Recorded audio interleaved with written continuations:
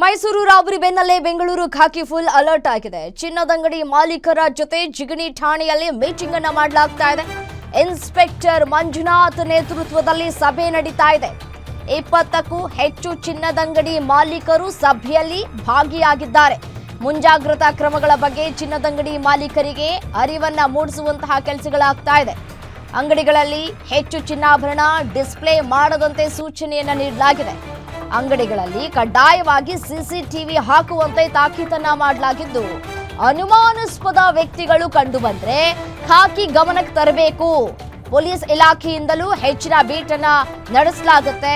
Sir, ನಮಗೆ ರಾತ್ರಿ ಸಮಯದಲ್ಲಿ ಭಯವಿಲ್ಲ, ಹಗಲಿನಲ್ಲಿ ಭಯ ಆಗ್ತಾ ಇದೆ ಅಂತ ಹೇಳಿ ವ್ಯಾಪಾರಿಗಳು ಹೇಳ್ತಾ ಇದ್ದಾರೆ.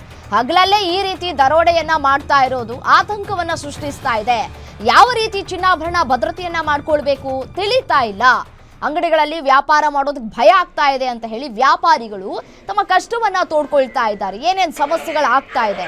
ರಾತ್ರಿ ನಮಗೆ ಸಮಸ್ಯೆ ಆಗ್ತಾ ಇಲ್ಲ, ನಮಗೆ ಸಮಸ್ಯೆ ಆಗ್ತಾ ಇರೋದೇ ಬೆಳಗಿನ ಹೊತ್ತಿನಲ್ಲಿ.